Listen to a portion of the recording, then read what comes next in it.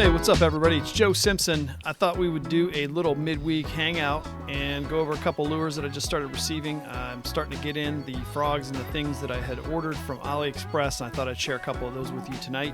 And I also picked up the 6th Sense Splashback 70 in white. Wanted to show that to you. And yeah, that's about all I'm going to do tonight. But anyway, if you guys remember, Pat and I went out not too long ago and we tried to do some snakehead fishing over at Burke Lake here in Virginia, and Pat was finally successful and caught our first snakehead. We noticed a couple of things when we were trying to catch these snakeheads is we missed a few bites. Now they have a little bit smaller mouth and their bite and attack is a little bit different than a largemouth.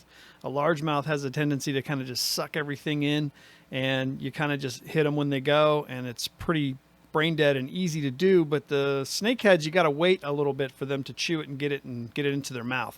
So we were looking for smaller frogs. Really the best thing you can come up with made in America is the Pad Crasher Junior. The Pad Crasher Junior was a little bit larger than what we wanted to use. Plus we were trying to find out what some of the people in Asia use to catch their snakeheads. We got on AliExpress and we just started searching snakehead frogs, and we came up with some different stuff. So let's just look at these frogs. The first one I have is a pretty straightforward looking general purpose popper frog, but I thought the size looked kind of interesting, and I'll compare it to a scum frog here in a minute to show you the size difference. So that's the back side of this frog.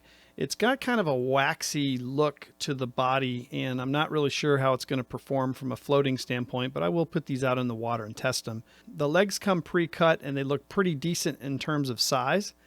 I do like the mouth. It looks like the way the mouth is back cut at the bottom, it might lend itself for a little bit of walking, but we'll know when I get it on the water.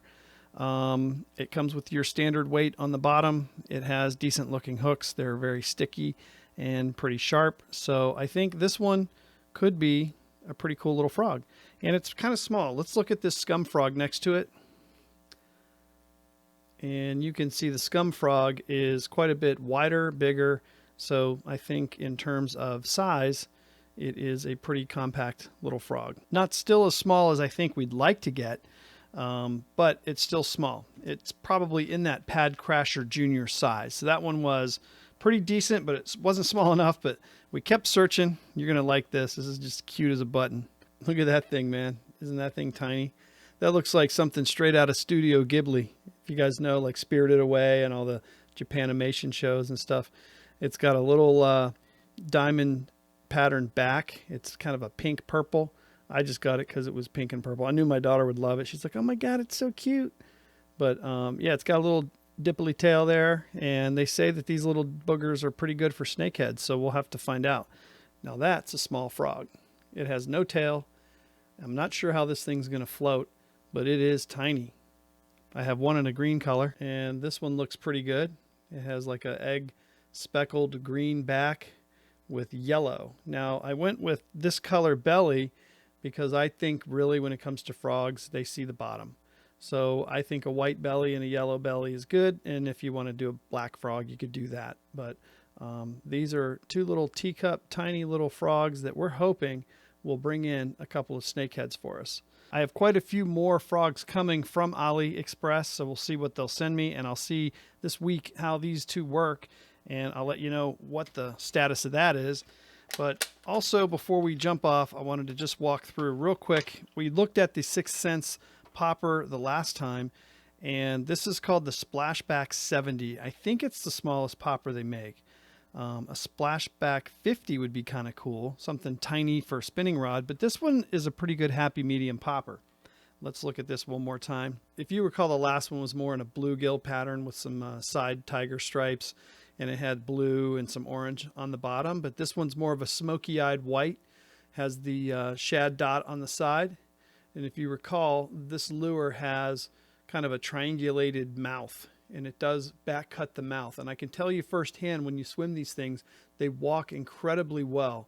The only thing I don't like about these so far using these, I've caught a few fish on them, is the fact that when you cast them, because they're wedge shaped, I don't know if you can't really see it. They're kind of wedge and triangulated. Because of that shape, when you cast it, sometimes they just grab air and just take off in one direction and the other. And it's really hard to predict. So like when you're trying to do a real tight bank cast and there's a couple limbs hanging over, sometimes it'll just go whoop and go right into the tree. So it can be a little funky trying to cast these things hard, but if you just lighten up on your throw and just kind of cast them a little softer, they'll do fine. But so far, I would say next to the Arashi cover pop, it's probably the best walking popper I've ever thrown. And I'm direct tying right to the mouth. I'm not doing a loop or any type of ring or anything like that on the front of this bait. I direct tie and I cinch it down, and I can just sit there and burble it back and forth, and it just literally goes bloop, bloop, bloop, bloop, bloop. And I'll wait and I'll bloop it a few more times. And it can do a straight pop as well, but it just has a whole different sound than the pop R. The pop R is more like a boop, like it sounds like it's going under and going boop, kind of like that. But this one is more like a dribble. Like when you pull it in, it's like bloop, bloop, bloop, bloop, bloop. It doesn't make like a big loud boink noise. So I don't know if I'm describing it very well or not. But anyway, that's the 6 Sense Splashback 70. A couple of frogs from AliExpress, and hopefully we'll get a chance to use some of these and try it out and try to score snakehead. I will talk to you guys soon. Tight lines, happy Wednesday, and see you this weekend.